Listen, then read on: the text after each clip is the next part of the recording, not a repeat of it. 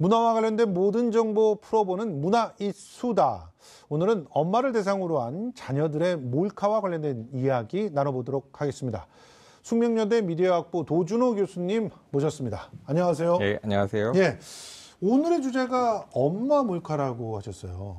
네. 엄마를 몰카로 많이 찍는다는 얘기죠, 아이들이? 네, 요즘 이제 초등학생들이 예. 부모님의 몰카 영상을 찍어서 이제 예. 인터넷에 올리는데, 예. 물론 아빠 영상도 있지만 아무래도 이제 시간을 좀 더 오래 보내는 엄마들의 이제 몰카 영상을 이제 올리는 경우가 있습니다. 아니 근데 부모님 영상을 왜 자꾸 인터넷에 올리는 거예요? 이게 무슨 놀이예요? 그러니까 일종의 초등학생들은 뭐 이걸 재미 삼아 이제 예. 올리는 건데, 뭐 내용들이 뭐 주로 엄마를 놀래킬 수 있는 애들이 다친 척을 한다든지, 예. 갑자기 이제 자는 엄마를 깨운다든지, 예. 뭐 물에 불린 휴지심으로 뭐 배설물 모양을 만들어서 갑자기 들이댄다든지. 아 그래요? 예. 뭐 또는 뭐 화장실에 있는 뭐 부모님 모습을 찍는다든지, 아이고. 좀 이렇게 수위가 높은 이제 그런 예. 영상들도 올라옵니다.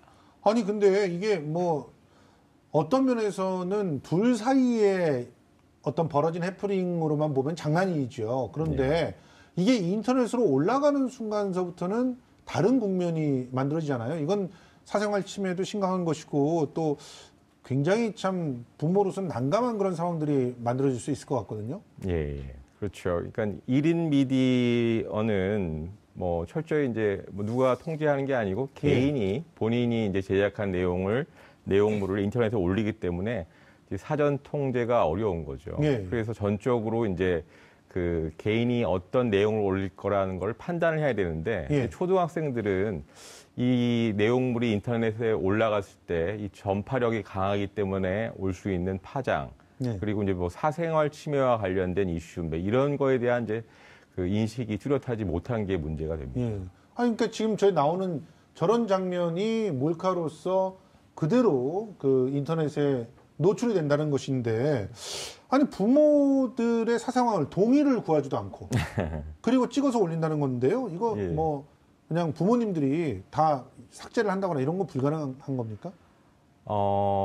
이 삭제 문제는 이게 뭐 표현의 자유랑도 문제 연관이 되고요. 아, 그러니까 예. 뭐 기본적으로 그 방송 플랫폼을 통해서 개인이 올린 컨텐츠를 올린 본인이 삭제하는 거는 용이한데요. 예. 이거를 이제 제3자가 문제를 제기해서 삭제를 원하는 경우는 이제 플랫폼마다 다 그 삭제하는 절차들이 다 각기 다르고, 예. 이렇게 쉽지가 않죠. 좀 시간도 오래 걸리고요. 또 인터넷의 특성상 뭔가 사람들이 이렇게 주의를 많이 기울이는 컨텐츠는 복제가 될 수 그렇죠. 있고 딴 데 또 올라가면 SNS를 통해서 그렇죠. 뭐 그러니까 무차별. 사실 뭐 그 한 번 올라간 거는 거의 뭐 삭제가 불가능하다라고 이야기할 수도 있습니다. 디지털 컨텐츠. 아니 그 과거에 이 몰카를 소재로 한 프로그램들이 꽤 인기가 있었던 때가 있었어요. 예. 그렇지만 그것을 고스란히 흉내내서 아이들이 그걸 몰카를 찍는다 이런 현상은 없었거든요. 예. 그러니까 최근에 지금 이렇게 몰카란 형식이 아이들에게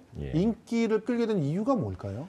기본적으로 기존 방송에서도 이렇게 좀 봐왔던 익숙한 포맷이고요. 그리고 기본적으로 아이들이 이제 이런 데서 재미를 느끼는 거죠. 예. 재미를 느끼고 또 인터넷에 얘기하는 이제 바이럴 영상이라고 그러죠. 이런 이렇게 주의를 많이 받는 것들, 유행을 타는 그런 영상처럼 지금 그 초등학생들 사이에서는 몰카 올리는 이제 그런 것들이 인식이 되고 있습니다. 아 그러니까 그걸 통해서 자기를 드러낸다는 건가요?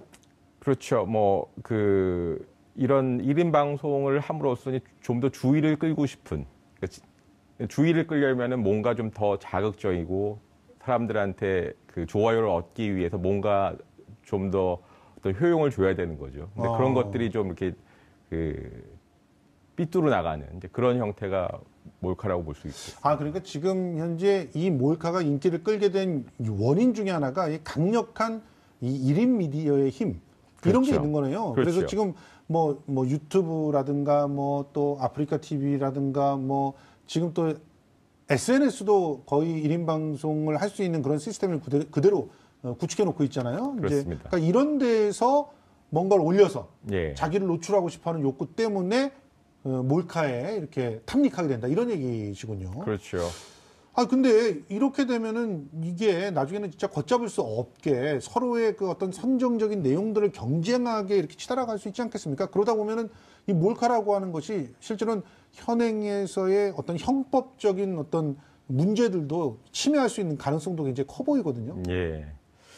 그래서 지금 10대들은 그 미국선 그 설문조사에 의하면 10대들이 좋아하는 그 유명 연예인, 셀러브리티를 그 한번 설문조사를 했더니 20위 안에 한 10명 이상이 유튜브 스타라고 합니다. 그렇죠. 예. 그러니까 이 젊은 층들은 기존 TV 그 미디어보다는 이런 개인 방송, 1인 미디어 이런 데 더 친숙해 있거든요.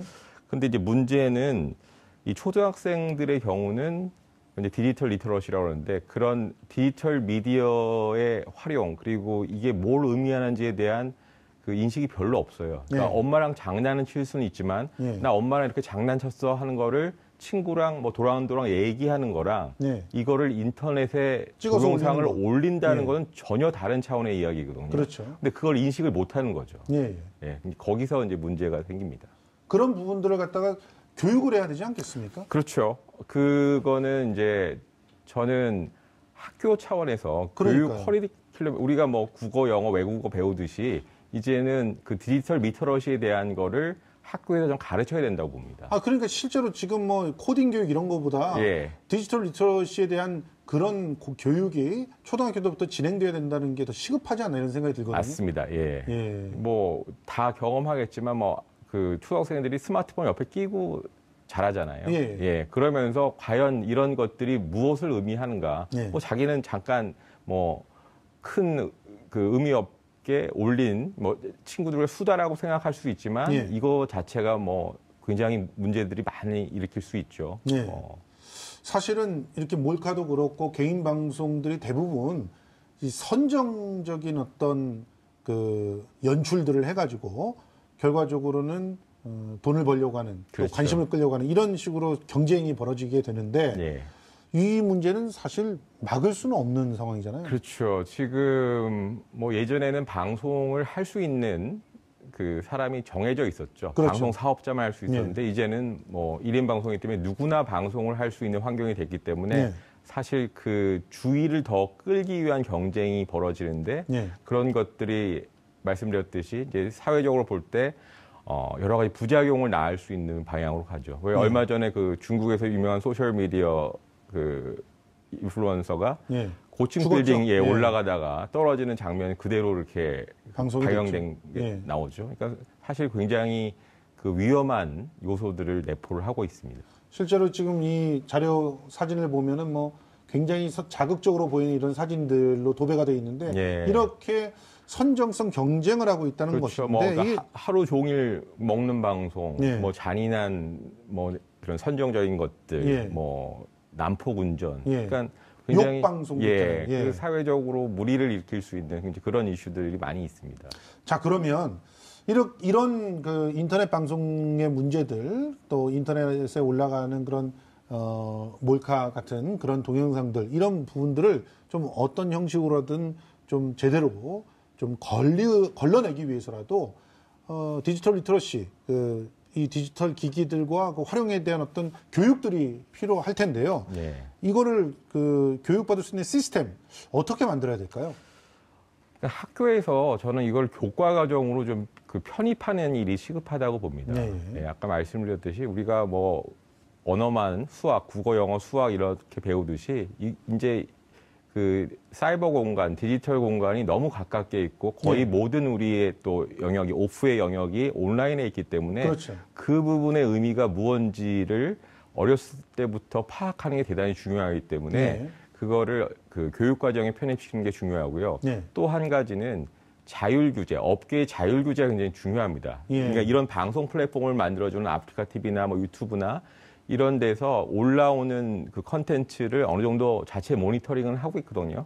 근데 문제는 이제 별풍선들 얻잖아요. 근데 별풍선 같은 게 결국 아프리카 TV에도 이윤을 주는 거예요. 그러니까 적극적으로 모니터링을 안 한다라는 의심을 받고 있는 거죠. 유튜브도 마찬가지죠. 거기도 뭐 클릭이 늘어날수록 광고 수익이 늘어나니까 적극적으로 하지 않는 측면이 있다고 보는 거죠. 그러니까 근데 사실 이제 그게 자율 규제인데 예. 자체적으로 모니터링이 안 되고 이런 것들이 가면 계속 사회적 이슈가 되면은 결국 자율 규제가 안 되면 밖에서 규제가 들어가요. 타율 예. 규제가 들어오죠. 예. 그러면 굉장히 강한 규제가 들어갈 수 있습니다. 예. 그럼 그렇게 되면 전체적으로 우리가 향유할 수 있는 인터넷의 콘텐츠가 질이 나빠지는 거죠. 그렇죠. 예. 그러니까 그거는 더 피해야 되는 상황입니다. 예.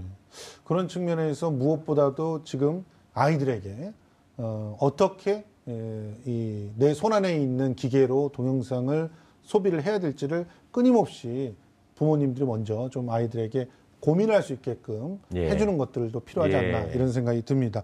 자, 지금까지 숙명여대 미디어학부 도준호 교수님과 엄마 몰카와 또 개인 방송에 대해서 이야기 나눠봤습니다. 고맙습니다. 네, 감사합니다. 예.